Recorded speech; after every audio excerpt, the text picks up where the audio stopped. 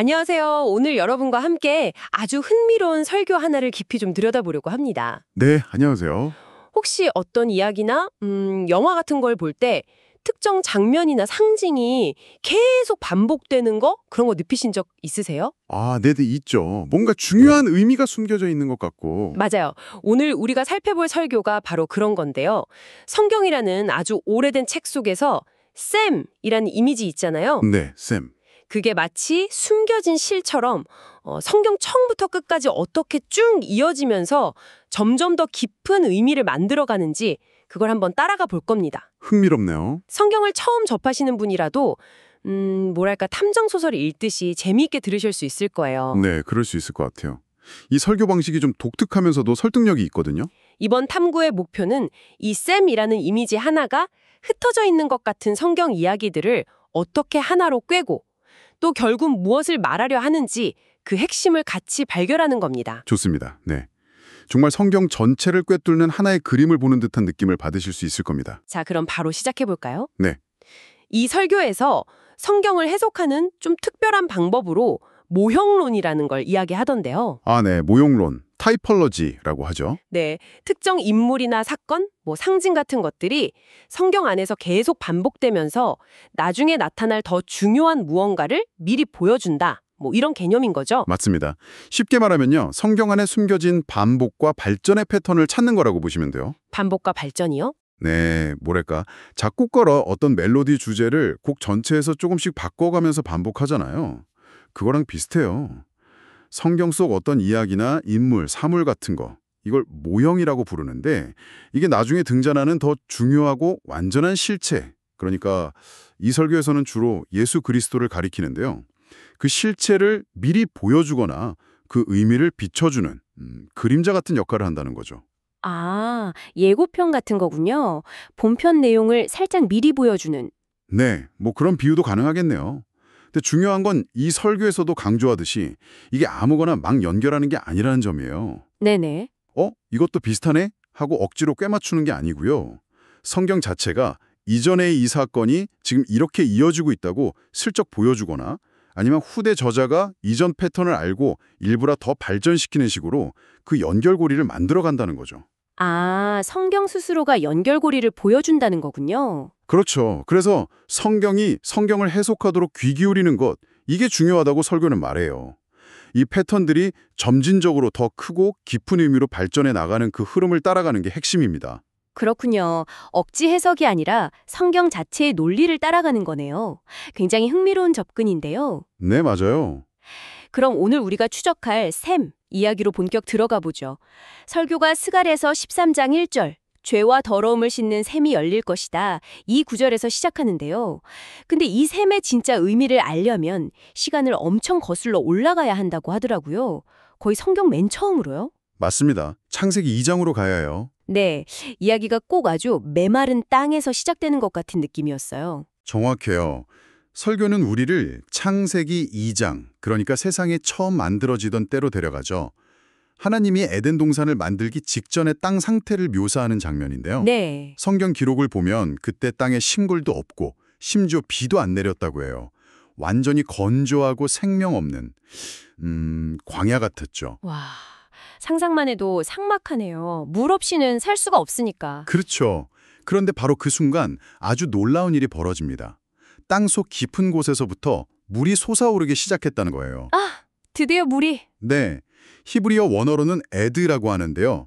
이게 안개 같은 수증기다, 아니다, 지하에서 솟는 샘물이다, 해석은 좀 분분해요. 근데 중요한 건 이 에드가 땅 전체를 적시기 시작했다는 거죠. 네네. 이 땅 속에서 솟아난 물이 모여서 강을 이루고 또 그 강이 네 갈래로 갈라져서 온 땅을 적시니까 그제야 그 메마른 땅에 생명이 움트기 시작하는 겁니다. 아, 온갖 풀과 나무, 특히 보기 좋고 먹기 좋은 열매 맺는 나무들이 자라면서 우리가 아는 그 유명한 에덴 동산, 기쁨의 동산이 만들어지는 거죠. 네. 설교는 바로 이 장면에서 샘이 단순히 마시는 물 그 이상의 의미를 갖게 된다고 봐요. 바로 생명의 근원, 하나님의 창조 능력, 그리고 풍요와 기쁨의 시작, 이걸 상징하는 첫 번째 원형, 즉 아케타입으로 등장한다는 거죠. 생명의 원형으로서의 셈이군요. 네, 그리고 여기서부터 이 샘 모형이 성경의 다른 이야기들 속에서 어떻게 계속 나타나고 또 그 의미가 어떻게 깊어지는지 따라가는 게 이 설교의 진짜 매력이에요. 아, 듣고 보니까 성경 잘 몰라도 누구나 알 만한 이야기가 딱 떠오르네요. 예수님이 우물가에서 어떤 여인 만나는 장면 있잖아요. 아, 사마리아 여인 이야기요? 네, 그 여인도 뭔가 삶이 되게 고단해 보이고 목말라 하는 듯한 그런 느낌이었잖아요. 네, 아주 중요한 연결 지점입니다. 설교에서도 이 부분을 상당히 중요하게 다뤄요. 예수님이 야곱의 우물이라는 아주 오래된 우물가에서 사마리아 출신의 한 여인을 만나시죠. 네. 그 여인이 사회적으로나 개인적으로나 좀 어려움 속에 살고 있었거든요. 예수님이 그분에게 마실 물을 좀 달라고 하신 뒤에 이어서 아주 놀라운 말씀을 하세요. 어떤 말씀이셨죠? 이 물을 마시는 자마다 다시 목마르겠지만 내가 주는 물을 마시는 자는 영원히 목마르지 않을 것이다.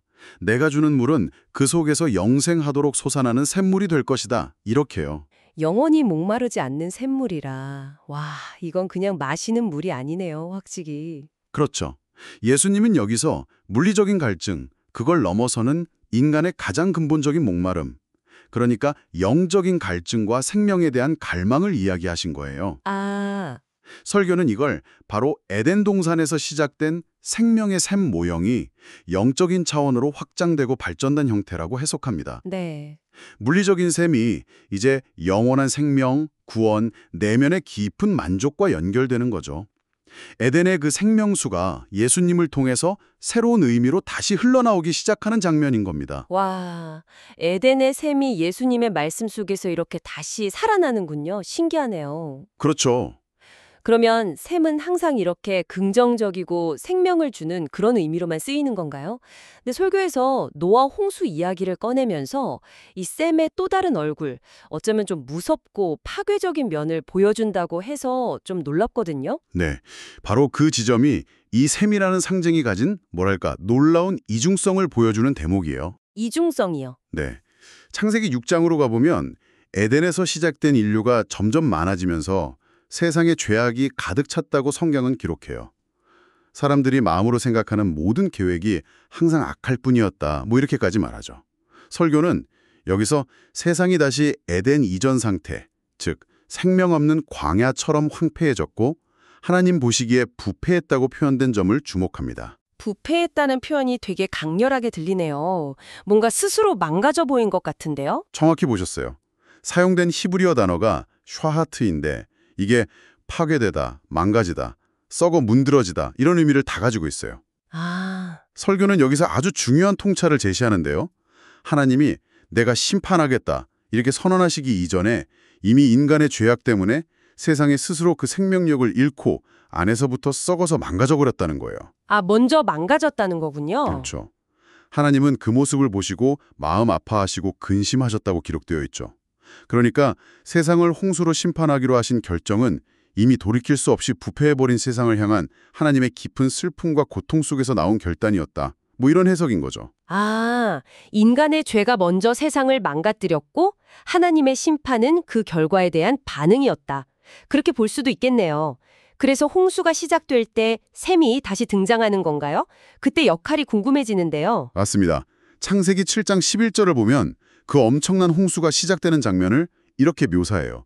하늘의 창문들이 열려서 비가 쏟아진 것과 동시에 큰 기품의 샘들, 히브리어로는 마아노트 테엄 라빠라고 하는데 이게 터져 나왔다. 이렇게요. 큰 기품의 샘들이요? 네, 땅속 아주 깊은 곳에 있던 물 저장고, 그러니까 지하수 샘들이 전부 터져 나와서 땅 위로 솟구쳐 올랐다는 거죠. 하늘에서도 쏟아지고 땅 밑에서도 터져 나오고. 와, 진짜 상상하기 힘든 재앙이었겠네요. 그럼 이때의 샘은 에덴의 샘과는 완전히 다른 거네요? 그렇습니다. 이때 샘은 에덴에서 생명을 주던 모습과는 정반대죠. 온 세상을 뒤덮어버리는 거대한 심판과 파괴의 물줄기를 상징해요. 네. 그런데 동시에 설교는 여기에 또 다른 의미가 겹쳐 있다고 봐요. 바로 정화의 의미입니다. 정화요? 네, 세상에 가득 찼던 그 죄악과 폭력, 부패와 더러움 같은 것들을 깨끗하게 씻어내는 역할을 한다는 거죠. 와, 진짜 놀랍네요. 같은 셈인데 생명의 근원이 되기도 하고 모든 걸 쓸어버리는 심판과 정화의 도구가 되기도 하고 이 양면성이 대단한데요? 바로 그 점이 중요해요. 물이라는 게 원래 그런 속성이 있잖아요. 그렇죠. 적당하면 생명을 키우지만 너무 많아지면 모든 걸 파괴하고 또 정화하기도 하죠.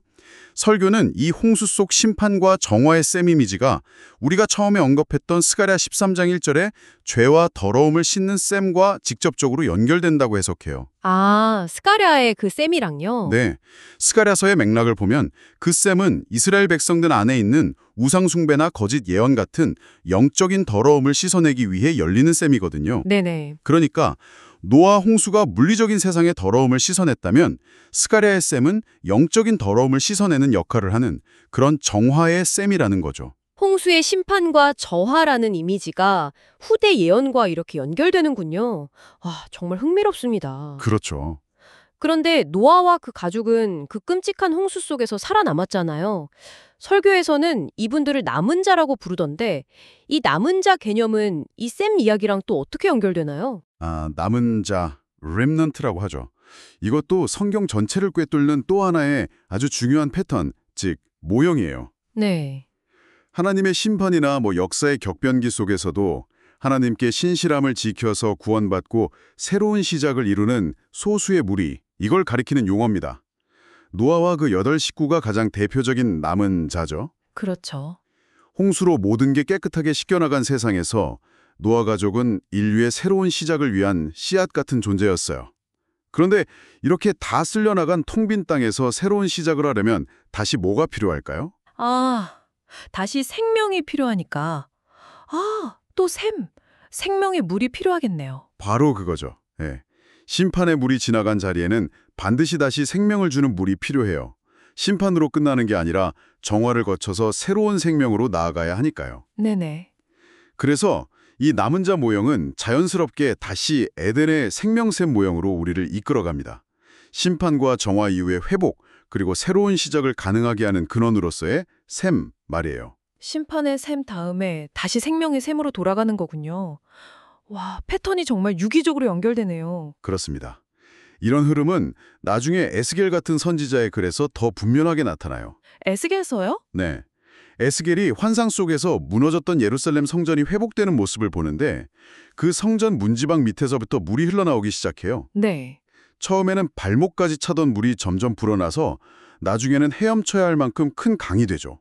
그리고 이 생명수가 흘러가는 곳마다 죽었던 것들이 살아나고 나무들이 막 풍성한 열매를 맺는 모습이 그려져요. 에스겔 47장에 나오죠. 여기서 성전은 마치 새로운 에덴 동산처럼 묘사되고 거기서 흘러나오는 물은 심판받은 세상을 회복시키고 남은 자들에게 새로운 생명을 주는 회복의 샘이 되는 겁니다. 에덴의 셈, 홍수의 셈, 그리고 회복의 셈. 와, 이렇게 셈 이야기가 계속 발전해 왔군요. 그렇죠. 그리고 설교는 이 모든 그림들이 결국 단 한 분, 예수님 안에서 하나로 딱 모이고 완성된다고 말하는 것 같아요. 맞죠? 네, 맞습니다. 그게 바로 이 설교가 제시하는 모형론적 해석의 클라이막스라고 할 수 있죠. 이 복잡하고 장대한 이야기가 최종적으로 가리키는 지점이 바로 예수님이다. 그래서 이 모든 게 결국 뭘 의미하는 건가요? 네, 요한복음을 보면요. 예수님이 예루살렘 성전을 보시면서 이 성전을 허물어라. 내가 사흘 만에 다시 일으키겠다. 이렇게 말씀하시거든요. 네, 들어봤어요. 근데 그게 건물 성전이 아니라 바로 자기 몸을 가리켜 하신 말씀이라고 설명이 나와요. 예수님 자신이 진짜 성전이다. 이런 선언이죠. 그리고 이 선언이 가장 극적으로 실현되는 장면이 바로 십자가입니다. 예수님이 십자가에서 돌아가신 후에 로마 병사가 죽음을 확인하려고 창으로 그분 옆구리를 찔렀을 때 성경은 그 찔린 상처에서 물과 피가 흘러나왔다고 아주 구체적으로 증언해요. 요한복음 19장 34절이죠. 그 장면 저도 들어본 적 있어요. 그냥 돌아가셨다는 걸 보여주는 의학적인 현상, 이 정도로만 생각했는데 설교는 여기에 훨씬 더 깊은 의미가 있다고 보는 거군요. 바로 그 점을 설교는 아주 강력하게 부각시켜요. 이걸 단순히 몸에서 일어나는 생리현상 이렇게만 볼 게 아니라 진짜 성전이신 예수님의 몸, 그 옆구리에서 터져나온 진정한 생명의 샘으로 해석하는 겁니다. 진정한 생명의 샘이요. 네. 왜냐하면 이 물과 피 속에 우리가 앞에서 쭉 따라왔던 그 샘의 모든 의미가 다 함축되어 있기 때문이에요. 모든 의미가 다 들어있다고요? 어떤 의미들이죠? 첫째는 정화의 의미입니다. 흘러나온 물은 죄와 더러움을 씻어내는 상징이에요. 이거는 노아 홍수의 심판과 정화, 그리고 스가랴서에서 약속된 죄와 더러움을 씻는 셈과 바로 연결되죠. 인간의 죄악을 깨끗하게 씻어내는 효력이 있다는 겁니다. 네. 둘째로 동시에 생명의 의미를 가져요. 이 물은 메마른 땅에 생명을 주었던 에덴의 생명샘, 그리고 죽은 세상을 회복시켰던 에스겔의 성전샘과 연결됩니다. 새로운 생명, 영원한 생명을 주는 근원이 된다는 거죠. 와. 그러니까 예수님의 십자가 죽음, 그 옆구리에서 나온 물과 피가 죄를 씻는 정화의 셈인 동시에 새 생명을 주는 생명의 셈이 된다는 거군요. 와, 죽음 속에서 생명이 흘러나오는 역설이네요. 정말 놀라운 역설이죠. 겉보기에는 가장 비참한 죽음과 실패의 순간 같은데 바로 그 자리에서 인류의 죄를 씻고 영원한 생명을 주는 셈이 터져 나왔다는 거니까요. 네. 그리고 설교는 여기서 한 걸음 더 나아가요. 이 물이 궁극적으로 그럼 뭘 상징하느냐, 여기에 대해서 요한복음 자체의 설명을 제시합니다. 예수님이 앞서서 나를 믿는 자는 성경의 이름과 같이 그 배에서 생수의 강이 흘러나오리라 이렇게 말씀하셨거든요. 요한복음 7장에요. 네. 근데 요한이 그 말씀에 덧붙여서 이게 믿는 자들이 받게 될 성령을 가리켜 하신 거라고 설명을 해요. 아, 그럼 그 생명의 샘물이 바로 성령님이시라는 거군요. 네, 설교는 그렇게 결론을 내립니다. 예수 그리스도의 십자가 죽음과 부활을 통해서 죄와 죽음의 권세는 완전히 깨졌고 이제 그분을 믿는 모든 사람에게 값없이 주어지는 선물, 바로 성령님이 그 영원히 목마르지 않는 생명의 샘물이라는 겁니다. 네. 이 성령의 샘물이 우리 안에 흘러넘칠 때 우리의 죄가 씻겨서 정결하게 되고 또 내면의 기쁜 목마름이 해소되고 에덴의 그 생명력을 회복해서 새로운 삶을 살아갈 수 있게 된다는 것. 이게 이 설교가 샘이라는 이미지를 통해서 아주 길고 긴 여정 끝에 도달하는 최종 목적지인 거죠. 와, 정말 대단하네요. 샘이라는 단 하나의 이미지가 성경의 맨 처음 창세기부터 시작해서 홍수, 또 선지자들의 예언을 거쳐서 예수님의 십자가 사건, 그리고 성령 강림까지 이렇게 일관되게 쭉 흘러오면서 점점 더 깊고 풍성한 의미를 담아내는 와, 정말 거대한 이야기였다니 놀랍습니다. 네. 오늘 우리는 한 편의 설교를 통해 이 샘이라는 이미지가 어떻게 생명과 창조, 심판과 정화, 그리고 마침내 예수 그리스도와 성령을 통한 구원과 영원한 생명이라는 핵심 메시지를 가리키는지 그 흥미로운 여정을 함께 따라다 봤습니다. 네, 맞아요. 성경이라는 이 오래된 문헌이 얼마나 정교하고 또 입체적으로 구성되어 있는지를 좀 엿볼 수 있는 시간이 아니었나 싶습니다. 네, 단순한 이야기들의 모음집이 아니라 이런 반복되고 발전하는 상징, 즉 모형들을 통해서 하나의 거대한 메시지를 향해서 유기적으로 연결되어 있다는 걸 보여주는 좋은 사례였죠. 네. 이런 방식으로 성경을 읽을 때 그 깊은 의미와 아름다움에 좀 새롭게 눈뜨게 될 수 있을 겁니다. 마치 숨겨진 보물 지도를 따라가는 것처럼요. 오늘 이 분석을 들으신 여러분께 마지막으로 생각해볼 질문 하나 던지면서 마무리할까 합니다. 네, 이 살균인 죄와 더러움을 씻고 새 생명을 주는 그 샘, 즉 성령님이 지금도 우리 각자에게 흘러 넘칠 수 있다고 말합니다. 혹시 지금 내 삶에서 오랫동안 좀 메말라 있다? 이렇게 느껴지는 부분은 없으신가요? 혹은 깨끗하게 씻어나고 새롭게 시작하고 싶은 부분은 없으신가요? 어쩌면 바로 그 자리에 이 생명의 샘물이 필요할지도 모르겠습니다. 네, 그렇죠. 각자 잠시 조용히 자신을 돌아보면서 이 질문을 한번 곱씹어보는 것도 의미 있는 시간이 될 것 같습니다.